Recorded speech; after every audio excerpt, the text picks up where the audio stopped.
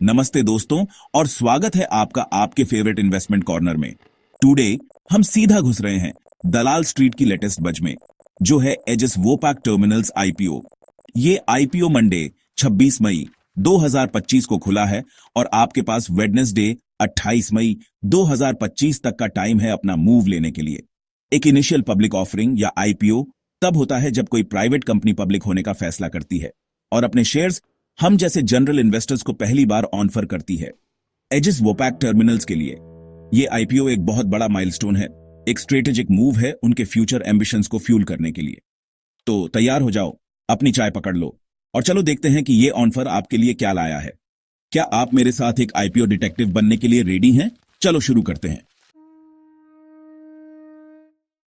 ठीक है, चलो पर्दा उठाते हैं और अपने शो के स्टार से ठीक से मिलते हैं। एजिस वोपैक टर्मिनल्स लिमिटेड या एवीटीएल जैसा कि हम उन्हें कहेंगे। एवीटीएल एक जबरदस्त जॉइंट वेंचर है एजिस लॉजिस्टिक्स लिमिटेड और रॉयल वोपैक के बीच, जो टैंक स्टोरेज में ग्लोबल लीडर हैं। वे इंडिया में थर्ड पार्टी टैंक स्टोरेज के बेताज बादशाह हैं, जो LPG, petroleum products, essential chemicals और वेजिटेबल ओनिल्स हैंडल करते हैं। 31 दिसंबर 2024 तक एवीटीएल इंडिया की पूरी third party liquid storage capacity का 25.53% मैनेज करती थी। एवीटीएल इंडिया के 6 सबसे बिजी और सबसे इंपॉर्टेंट पोर्ट्स पर 20 स्ट्रेटेजिकली लोकेटेड टर्मिनल्स का नेटवर्क ऑपरेट करती है। ये पोर्ट लोकेशंस इंडिया के 61% एलपीजी इंपोर्ट्स और 23% लिक्विड इंपोर्ट्स को हैंडल करते हैं।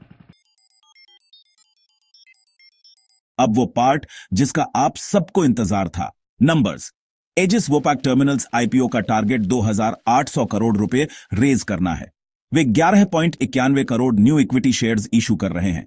हर एक की फेस वैल्यू 10 रुपये है। हर शेयर का प्राइस एक प्राइस बैंड में सेट किया गया है, जो 223 से 235 रुपए पर इक्विटी शेयर है। एजिस वोपैक के लिए मिनिमम लॉट साइज 63 शेयर्स का है।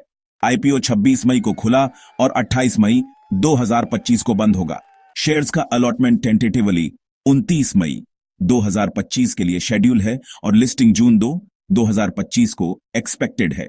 कंपनी ने इशू का 75% क्वालिफाइड इंस्टीट्यूशनल बायर्स QIBs के लिए, 15% नॉन इंस्टीट्यूशनल इन्वेस्टर्स NIIs के लिए और 10% रिटेल इंडिविजुअल इन्वेस्टर्स के लिए रिजर्व किया है। इशू को ICICI securities, BNP Paribas, IIFL securities, Jefferies India और HDFC बैंक मैनेज कर रहे हैं और MUFG इन टाइम इंडिया इसके रजिस्ट्रार हैं। ठीक है टीम, चलो एजिस वोपैक की फाइनेंशियल हेल्थ में झांकते हैं। FY23 में उनका रेवेन्यू 355.99 करोड़ रुपए था। FY24 में रेवेन्यू झूम करके 570.12 करोड़ रुपए हो गया, जो ईयर ऑन एन ईयर 59% का जंप था। FY25 के पहले 9 महीनों में उन्होंने ऑलरेडी 464.1 करोड़ रुपए क्लॉक कर लिए हैं। FY23 में कंपनी ने 0.08 करोड़ रुपए का छोटा सा नेट लॉस रिपोर्ट किया था। FY24 में उन्होंने 86.54 करोड़ रुपए का नेट प्रॉफिट पोस्ट किया और FY25 के 9 महीनों के लिए उनका नेट प्रॉफिट ऑलरेडी 85.9 करोड़ रुपए है। FY24 में EBITDA मार्जिन 70.8% था, जो पिछले साल से 5.9% ज्यादा था। FY25 के 9 महीनों में यह 73.6% तक चढ़ गया। दिसंबर 2024 तक एजिस वोपैक का नेट डेट 1,717.4 करोड़ रुपए था, जो दिसंबर 2023 के 2,301.4 करोड़ रुपए से कम था। उनकी नेटवर्थ 2,037.61 करोड़ रुपए थी। अगर आप इस आईपीओ में इन्वेस्ट करने का फैसला करते हैं तो वो 2,800 करोड़ रुपए आखिर कहां जा रहे हैं? एजिस वोपैक ने इस बारे में क्लियरली बताया है। एक बहुत बड़ा हिस्सा 2,015.9 करोड़ रुपए उनके आउटस्टैंडिंग बोरोइंग्स के रीपेमेंट या प्रीपेमेंट के लिए रखा गया है।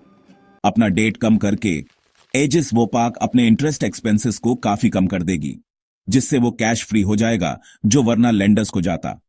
इससे उनका नेट प्रॉफिट डायरेक्टली बूस्ट हो सकता है।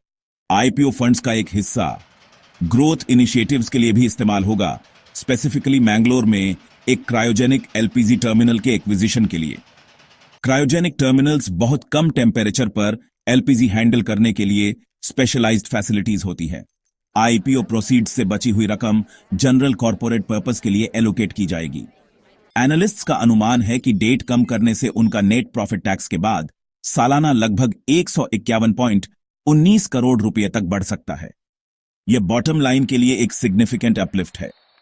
प्राइमरी फोकस डेट कम करके बैलेंस शीट को स्ट्रेंथन करना है। अब हम आते हैं सबसे बड़े सवाल पर, क्या एजिस वोपाक आईपीओ का प्राइस अट्रैक्टिव है? 235 रुपए के अपर प्राइस बैंड पर price to earnings PE ratio लगभग 267 है। हाई पीई यह बताता है कि मार्केट को फ्यूचर अर्निंग्स ग्रोथ की बहुत ज्यादा उम्मीदें हैं। एक और मेट्रिक है ईवी ईबीआईटीडीए, जो एजिस वोपाक के लिए FY24 के आंकड़ों और पोस्ट आईपीओ डेट रिडक्शन के आधार पर लगभग 49 टाइम्स एस्टीमेटेड है। आईपीओ प्रीमियम पर प्राइस्ड लग रहा है। एजिस वोपाक का पोस्ट आईपीओ मार्केट कैपिटलाइजेशन अपर प्राइस बैंड पर लगभग 26,037 करोड़ रुपए एस्टीमेटेड है। यह हाई वैल्यूएशन एक मुख्य कारण है कि कुछ एनालिस्ट सावधानी बरतने की सलाह दे रहे हैं। प्रीमियम प्राइसिंग स्ट्रेटेजी का मतलब है कि कंपनी और उसके बैंकर्स का मानना है कि उनकी स्ट्रांग मार्केट लीडरशिप और इंप्रेसिव ग्रोथ ट्रेजेक्ट्री इस ऊंचे आस्किंग प्राइस को जस्टिफाई करती है। इन्वेस्टर्स के लिए इसका मतलब है कि गलती की गुंजाइश कम है। यह एक क्लासिक रिस्क रिवॉर्ड सिनेरियो है। ग्रोथ का पोटेंशियल तो है, लेकिन यह एक ऐसी कॉस्ट पर आता है जिस पर सावधानी से विचार करने की जरूरत है। चलो मार्केट की नब्ज टटोलते हैं। डे 1 यानी मंडे 26 मई 2025 के आखिर तक ओवरऑल आईपीओ 26% सब्सक्राइब हुआ था। रिटेल इन्वेस्टर कैटेगरी में 19% का सब्सक्रिप्शन देखा गया, जबकि नॉन इंस्टीट्यूशनल इन्वेस्टर्स एनआईआईज ने 3% के साथ और भी कम उत्साह दिखाया। क्वालिफाइड इंस्टीट्यूशनल बायर्स क्यूआईबीज की बिड्स उनके एलोकेटेड पोर्शन का लगभग 31% थी। यह कॉशियस स्टार्ट अक्सर वैल्यूएशन को लेकर चिंताओं को दर्शाता है। ग्रे मार्केट प्रीमियम जेएमपी इस बात का संकेत देता है कि मार्केट लिस्टिंग प्राइस क्या एक्सपेक्ट कर रहा है। 26 मई की शाम तक एजिस वोपाक का जीएमपी 6 से 7 रुपए पर शेयर के आसपास घूम रहा था। इससे लगभग 2.5% के बहुत मामूली लिस्टिंग गेन का पता चलता है। शुरुआती इन्वेस्टर सेंटिमेंट कॉशियस लग रहा है, जो काफी हद तक आईपीओ के प्रीमियम वैल्यूएशन से प्रभावित है। हमें अगले 2 दिनों में सब्सक्रिप्शन नंबर्स कैसे बढ़ते हैं इस पर नजर रखनी होगी। पिक्चर अभी बाकी है मेरे दोस्त। आईपीओ की फौरी डिटेल्स के अलावा यह देखना भी जरूरी है कि एजिस वोपाक किस इंडस्ट्री में ऑपरेट करती है। इंडिया में ओनेल और गैस स्टोरेज इंडस्ट्री एक स्ट्रॉन्ग ग्रोथ ट्रेजेक्टरी पर है। जैसे जैसे हमारा देश डेवलप हो रहा है, हमारी एनर्जी की जरूरतें लगातार बढ़ रही हैं। यह बढ़ती एनर्जी डिमांड एजिस वोपाक जैसी कंपनीज के लिए एक फंडामेंटल ग्रोथ ड्राइवर है।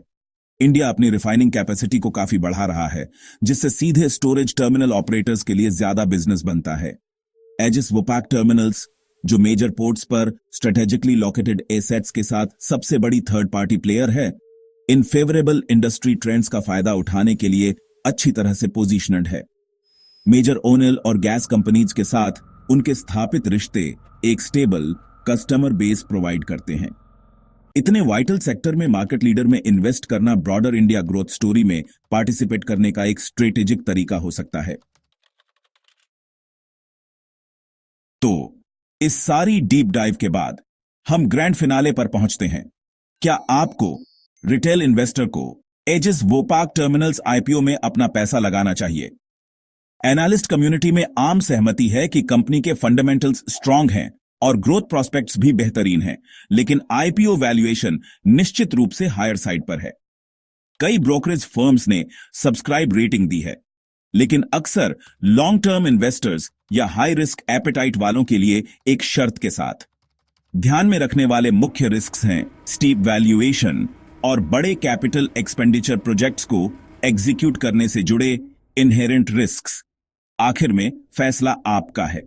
अगर आप लॉन्ग टर्म पर्सपेक्टिव वाले इन्वेस्टर हैं और इंडिया की एनर्जी ग्रोथ स्टोरी में विश्वास रखते हैं, तो यह आईपीओ कंसीडर करने लायक हो सकता है।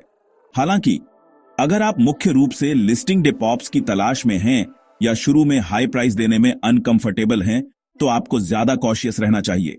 हमेशा की तरह अपनी रिसर्च खुद करें, रिस्क्स को समझें और समझदारी से इन्वेस्ट करें।